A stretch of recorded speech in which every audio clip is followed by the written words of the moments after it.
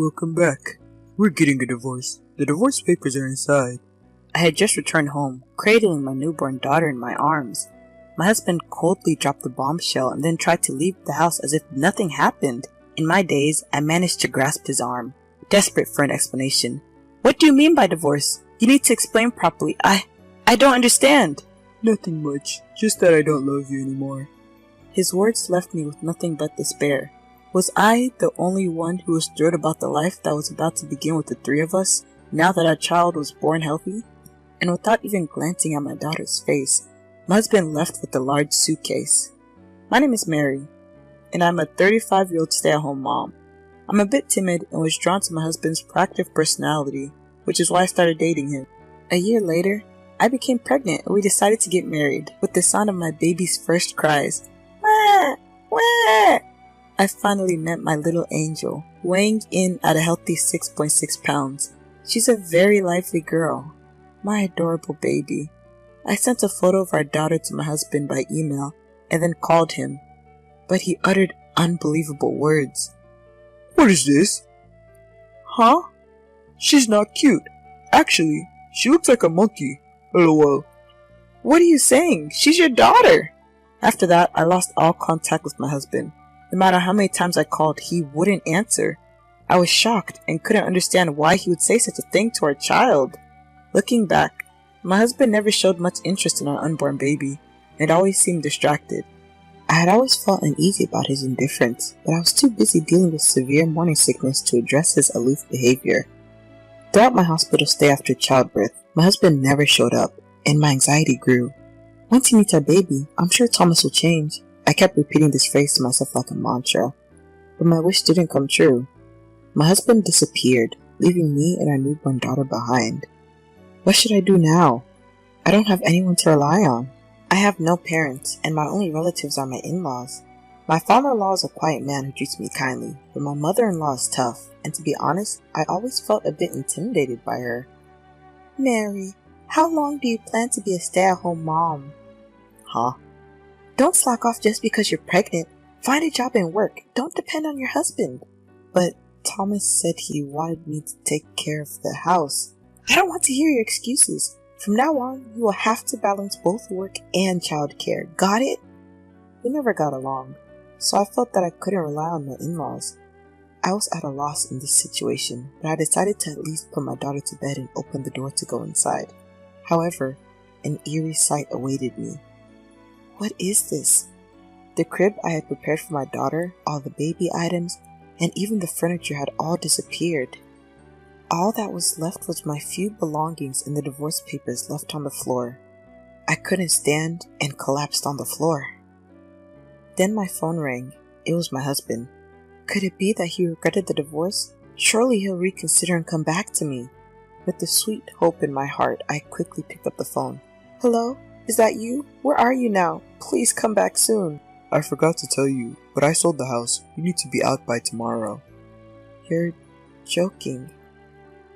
What am I supposed to do? Maybe you should try being homeless. I was shocked. How much more does my husband want to hurt me? Overwhelmed by my emotions, I sobbed and pleaded with him for an explanation. First you tell me we're getting a divorce, and now you've sold the house? What have I done? Have you looked at yourself since you got pregnant? What do you mean? You looked so pale every day. I thought I was living with a ghost. He said that with a snort, and then he continued in a cold voice. I married you because you were a woman who would do anything I said, but now I regret it. What? I'm divorcing you because I'm tired of your timid personality. That's so unfair. You're being too selfish. There's nothing more to talk about. Get your stuff and get out of the house. Bye. At that moment, I felt a surge of hatred towards my husband for the first time. But no matter how much I blamed him, our situation wouldn't change. Feeling powerless, I decided to leave the house to buy diapers and formula that had been thrown away. But my daughter, who had been sleeping soundly until a moment ago, suddenly started crying and wouldn't stop no matter how much I tried to soothe her. Perhaps my daughter sensed my frantic feelings. Having been betrayed by my husband and losing our home, yet still having to do something for her sake. As I sat on a park bench nearby, Trying to calm my daughter, an unexpected person appeared. You shouldn't take a newborn baby outside. How irresponsible can you be? Act like a mother. Mother-in-law? You really don't understand anything. How do you plan to take responsibility if something happens to this child? It seems my mother-in-law, who knew the date of my discharge, had come to visit our house. However, finding it vacant, she followed the sound of a baby crying and found me. As I was being berated by my mother-in-law, I felt a surge of emotions and began crying uncontrollably. Then, I felt a warm touch on my back. I didn't mean to make you cry, but why are you here? Where's Thomas? Please explain what happened. My mother-in-law was gently patting my back, trying to calm me down. Confused by her kindness, which I had never seen before, I slowly explained what had happened. Thomas did what? Unacceptable. If you don't have a place to stay, come to my house for now. But, no buts, let's go. I'll carry your bags. I was ushered by my mother-in-law and headed to her house. Upon arrival, she uttered words that left me astonished. Let's live together from now on. What? You don't have anywhere else to go, do you? Are you planning on becoming homeless with your baby?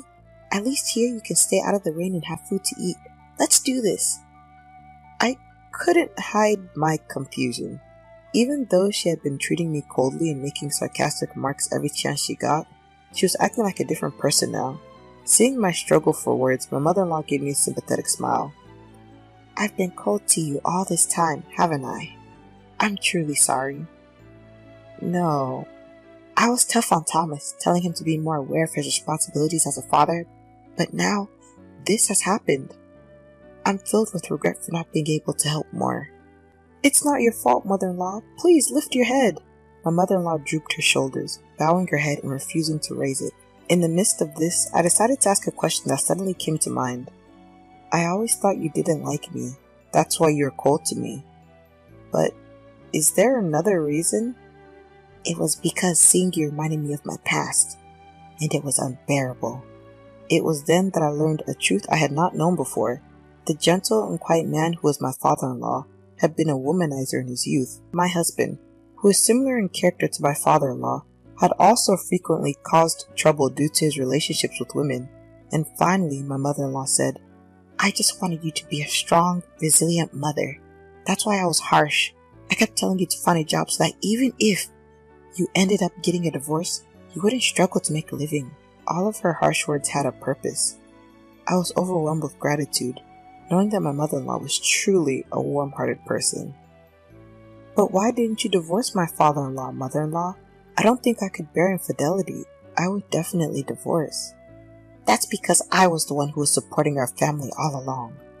What do you mean? He used to look down on me, a stay-at-home wife at the time, and changed women as if they were disposable. But I couldn't stand it, so I started to work. Eventually, I started earning more than him. He didn't want to lose the comfortable life we had, so he became submissive to avoid me divorcing him. So the father-in-law I see today is the reformed version after he reflected on his actions. Exactly. I thought that was the best punishment for him rather than just divorcing him. As I continued to have such a conversation with my mother-in-law, I found myself smiling without realizing it. However, my mother-in-law's expression suddenly turned serious. Speaking of Thomas, suddenly wanting to get a divorce, could it be because he's having an affair and wants to be with that person? Did you notice anything unusual about his behavior?